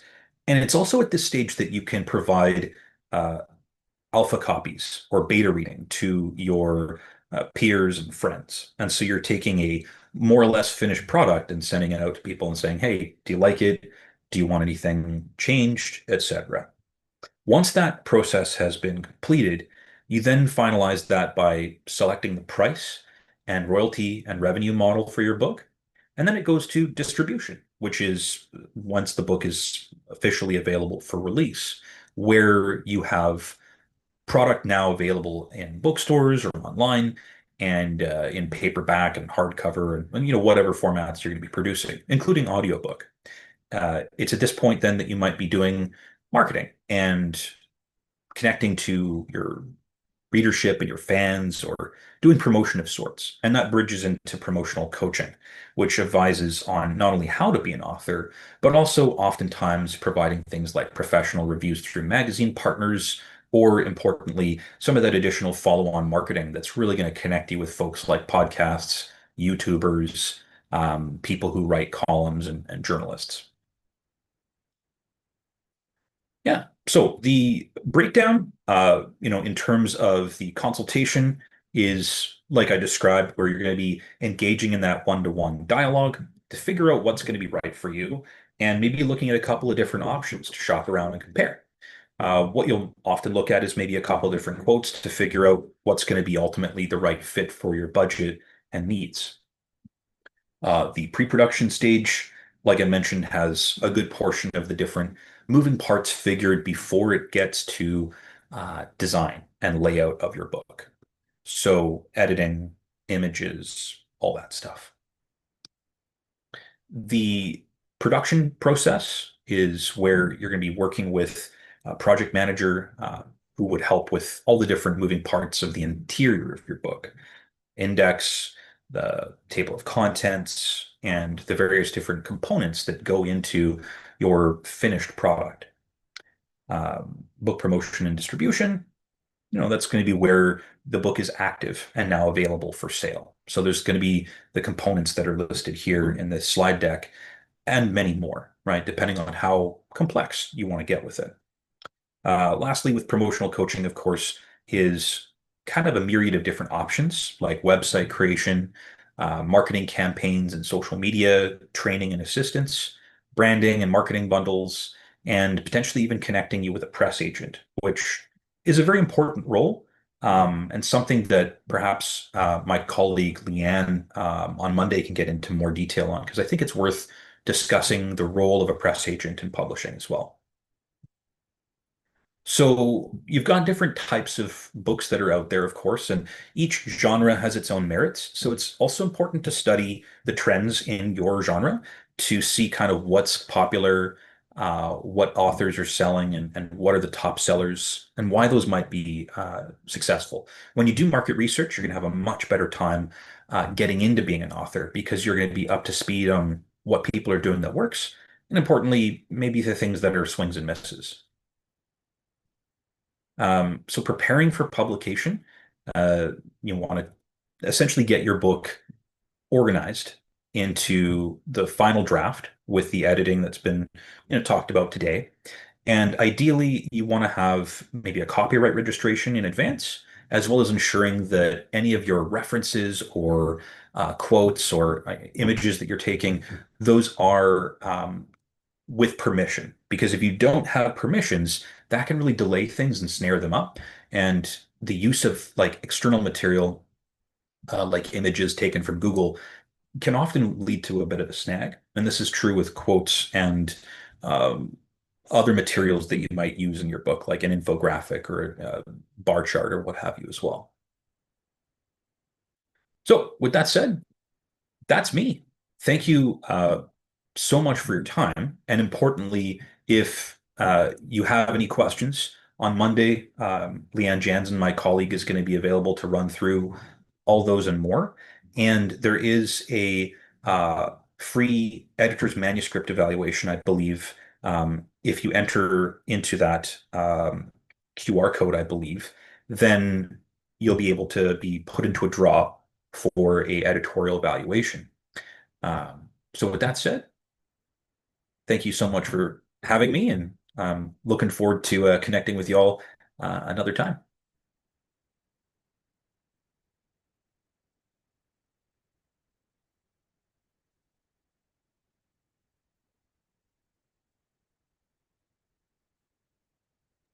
Thank you. Thank you so much. That is Christoph from Pearson Press.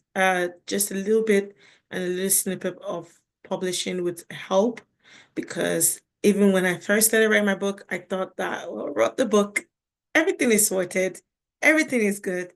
And then I realized there's a lot of things that involve publishing. Not only do you have to design by yourself, you have to make sure that there's no copyright, and also ISBN. Who knew about ISBN? And a lot of things. But the good thing is that Amazon KDP, if you feel like, okay, you want to do it, but you're not ready yet to venture into help, Amazon KDP does do the tax and the ISBN for you.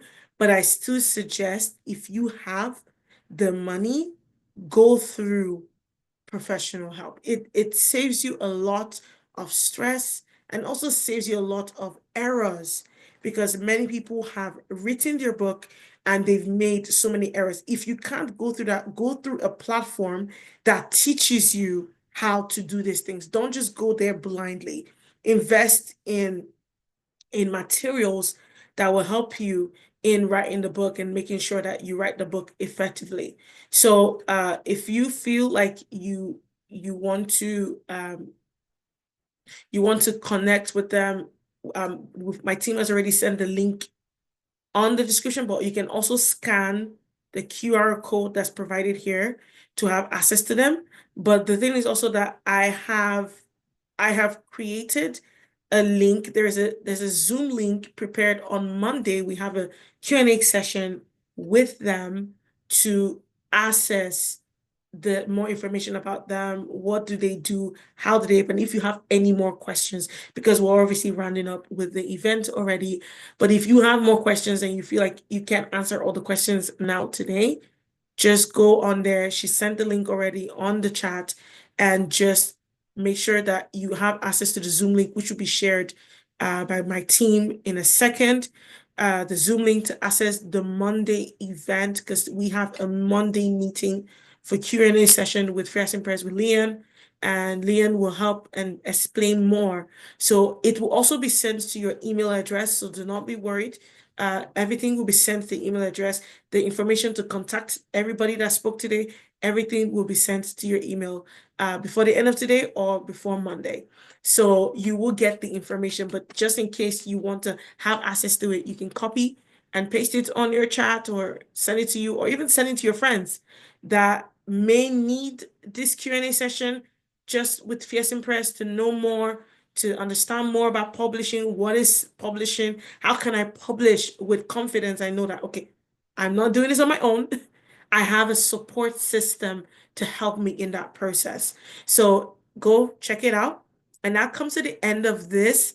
Once more, I just want to remind you that if you talking about support system, if you feel like you want to know more, even if you're not ready to publish yet, but at least find out more about it. What is the process in publishing? What are the information I can get? How can I get a guide, a support system? Because most of the things that many authors that I've worked with complain about is that they don't have a support system. And sometimes they don't have a community of people that they can talk to.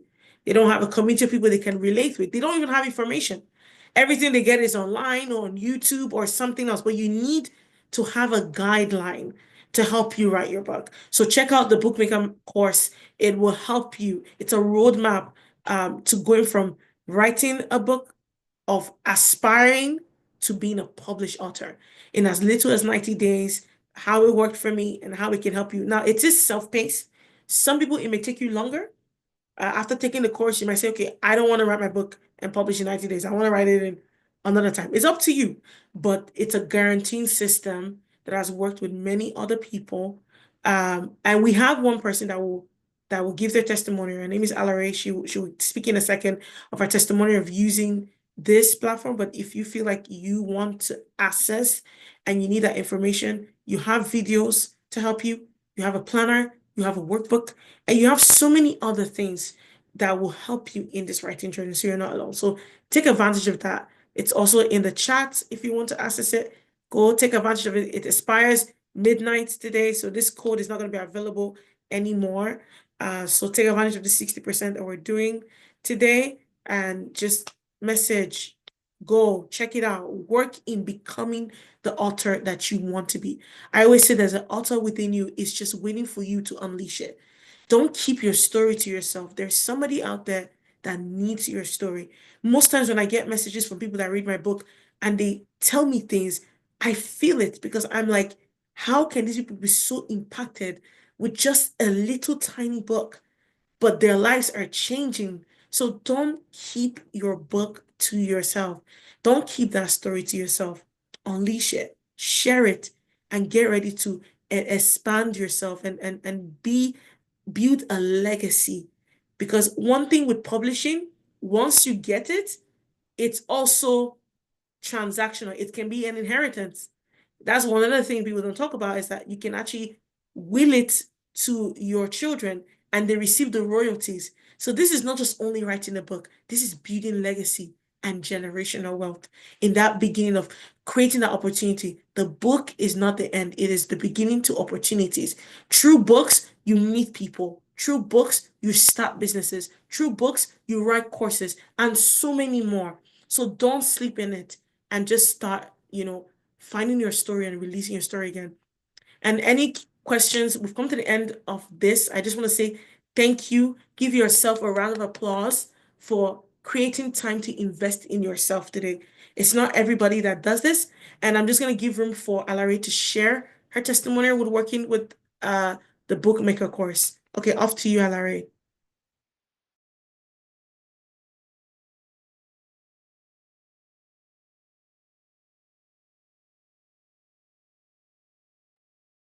Can everybody hear me? Hello? Okay. Hello, everybody. Okay. My name is Alare, and I am one of the people who have used the Bookmaker Masterclass to write my own book, although I have not yet published it. But what I can say about the Bookmaker Master course and class is that going through the sessions, even from the beginning, it helped me to see the end of my book even before I had finished writing. Because we already had to probe, put everything in categories and chapters, and you already see your book even before you publish it. You already know the impact your book is going to have on people even before you're done writing the book. And I feel like most writers, the problem that they struggle with is the thing we call a writer's block. You can start writing and halfway you don't you lose track, you don't know what to talk about anymore. But with this whole category and probing and arranging everything even before you start and planning out your book, even when it feels like you're getting stuck, immediately you go back into your plan and look at what you're supposed to write next, your idea just start flowing again. And honestly, I would advise anybody here. The truth is, everybody has a story. Everybody has something to share. Everybody has something to say. And there's somebody out there who needs to hear your story. So this is the time to start. Take advantage of the 60% off from the bookmaker course today and try it. It is worth every penny, it is worth every step, it is worth everything. I can testify to this. Even though I have not yet published my book, I am still in the process. I literally know what my book is going to look like when it's done. I can see the end of my book even from the beginning. That's all I have to say. And I think that is enough for anybody who is thinking or has an idea, and maybe you're being held down by, what, I think this is too much. I don't know if I'll be able to flow. I don't know if somebody out there needs my story. Somebody definitely needs your story. There's somebody out there who your story is for. So this is an opportunity to go and get it. Thank you. Thank you so much, Larry, for sharing. And thank you once again for attending this masterclass. And now it's Q&A session. So if you have any questions for me, this is your time. But before I go to Q&A, if you want to contact us, my team will send, again, our contact details. If you want to know more, you want to find out more, you want to reach out. Let's say, okay, yeah, you want to take the course, or you even want to just have a one-on-one with me and like, what do I do? I've already posted, and she's gonna post again, the different avenues in which you can out to us, and you can contact us and send us an email, and we'll reach to you. Or you can just scan the QR code, and the QR code will take you there on how to speak to us, where to reach out, or go to the chat, and you will find our contact information provided below for you. So that will be posted in a second. But further ado, if you have any questions, this is your time to ask. If you feel like this was helpful, this is your time to ask. Like I said, if you want more information about Fierce Impress, we have a meeting on Monday. Accessible, free. You don't have to pay for anything. The Zoom link is available, so you can contact and just talk more, find out more, and ask your real questions about self-publishing. All right, I will take in some few questions and we will end the session for today. Thank you once again for your time and for listening. Any questions?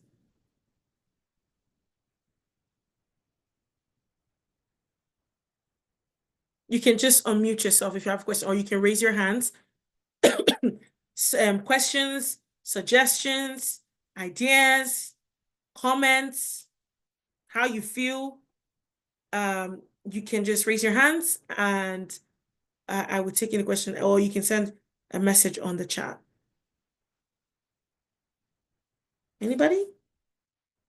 Oh, well said. It's leaving a legacy. I'm going to look at the chat and see if there's anything.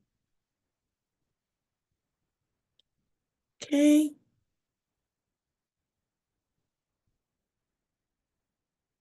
Wow, that's good. Feel inspired and motivated to get started. That is a very good thing. Even me, I was scared at first in writing, but Yes, Vijiro, I'll say, with the information you provided today, really did inspire me to just get going. Like, what am I waiting for? And exactly the message we've been sharing with everybody else. You know, we may be good at other things, but the one area where we're stuck, we need some inspiration and motivation to get that out. And today was that day with regards to the book, because I've been talking about it for a long time, but haven't really made any headway. So today was extremely helpful for me, and I'm so glad I attended. Thank you for doing this. You're welcome. Anybody else want to say anything, share anything? Anybody? Okay. All right. Well, thank you once again for attending this beautiful masterclass. I hope that it was helpful for you. I hope that it was insightful. And even though you do not do anything, you're going out of this meeting today knowing that you can do anything you set your mind and your heart to do. You're also leaving this place knowing that your story matters. It's not just only about the bestseller, it's also about sharing that story and leaving that legacy. Thank you so much, Vivian, for saying that as well. And I know that you're leaving with information and access. And also, one more thing that you're going to get before the end of next week, you're going to have access to our newest edition of our free accessible guidebook. Because you attended the Bookmaker Masterclass, you get to get that material for free. So thank you once again. You will get that in your email and you have access to download our guidebook to writing your book. And I hope that it's helpful and see you in your journey to becoming an author that you've always wanted to be. Thank you guys once again and have a lovely day. Bye.